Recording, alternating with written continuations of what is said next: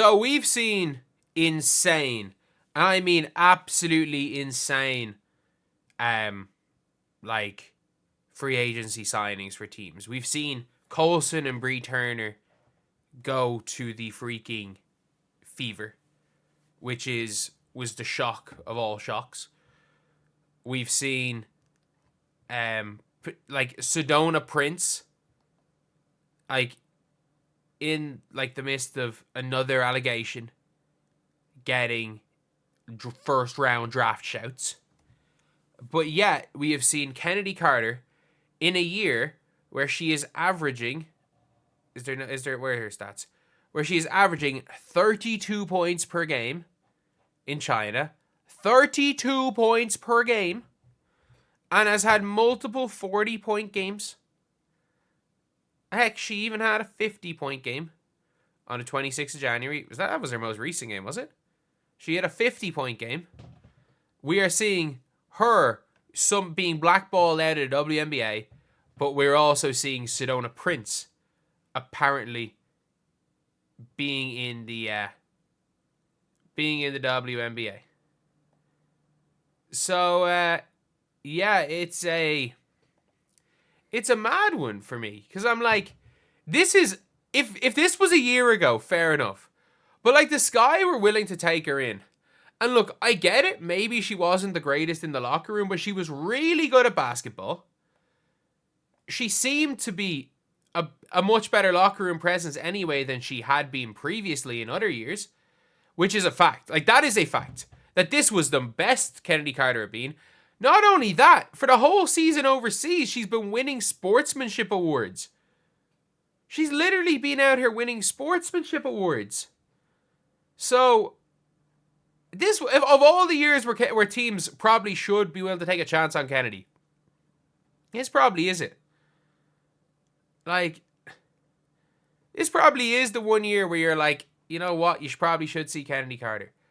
And it's crazy to think about it, that a player who, I will say this, up till the Olympic break was playing like a top 10 player in the WNBA. Like, she beat the Aces by herself. Like, Mabry was okay in that game, but right before the Olympic break, before Mabry got traded to the Sun, she pretty much beat them by herself. And we're now talking again, continuing to talk about Chennedy Carter and what's going on with her, like where she's going to play next year, if she's going to play next year, just all in all what the story is with her. And it's looking more and more likely that she does not play in the WNBA, which for me is genuinely a shock. Like I can't believe somebody this good.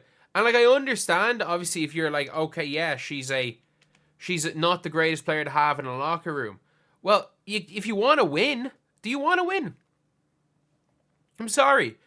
I think she'll get signed somewhere. Because like, if you look at these teams, the Atlanta Dream, they want to win. They're not winning with their current roster. They might need a Chennedy Carter. The Chicago Sky, they don't want her. The Valkyries, would they not just take her?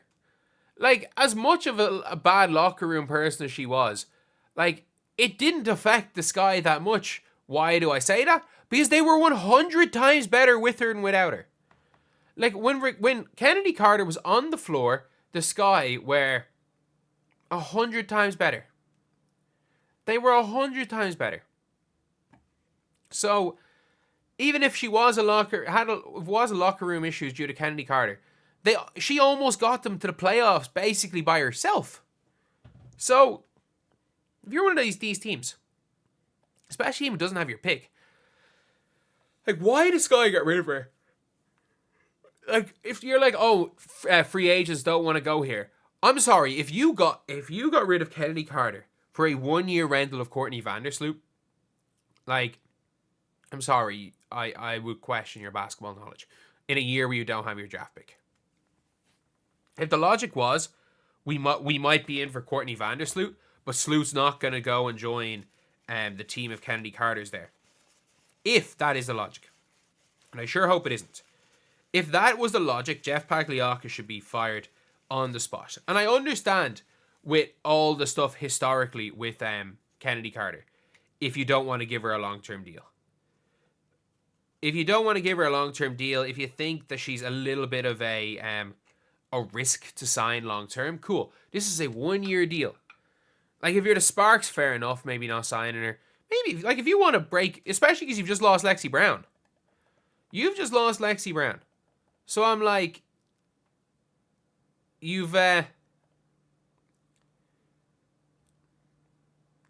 like, after losing Lexi Brown, you kind of need something off the bench. And I know she wants to start, but I think she'd rather be in the WNBA by, not in the WNBA, I guess. The Liberty, no. Lynx, no. Maybe one of the expansion teams are going to take her next year. One of the Portland team or the Toronto team. We don't even know what the Portland team is. The Portland basketball team at this stage. The Mystics, they're not going to take her. The Storm. If the Storm can't... They got Lexi Brown, but I think if they can't make that Marina Mabrey trade, if you can get her on the minimum, you take her on the minimum. But I still don't understand why. Because if you want to say, oh, like, again, she's... Like, there's a lot of baggage with Chennedy Carter. We are talking about a league that is going to be employing Sedona Prince next year. Don't get it twisted. Like, this league will be employing Sedona Prince next year. If people want to talk about baggage, like, if people want to talk about baggage, Chennedy Carter's is not even close. And not only that, Chennedy Carter literally is coming off a season where she is,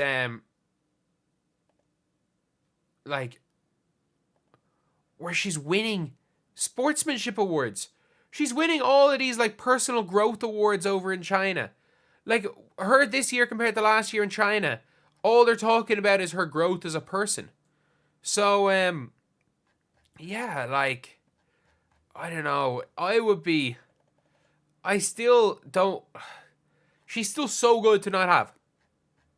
And even if you sign her for a minimum unprotected, if you're one of those teams that have a bunch of salary cap, take her. If it doesn't work out, cut her mid-season. Like, sign her unprotected. Like, I think she'll sign that over nothing. But yeah, it's a mad one. It is a mad one. I still think if you're talking about just putting the best team together, I wouldn't even be that freaking opposed to I wouldn't be that opposed to, the Fever having taken her prior to Dewana Bonner and all the changes they made. Like, when people were saying it was and if Kelsey Mitchell had left. Honestly, if Kelsey Mitchell had left and they couldn't have done anything else, they couldn't have got off Nalissa, they couldn't have been in the Satu trade, they couldn't have done all this stuff, I wouldn't have been opposed to this at all. Obviously, with the way the team is now, they don't need more cooks in the kitchen, but still, it's just confusing to me. But anyway, I'll see you guys.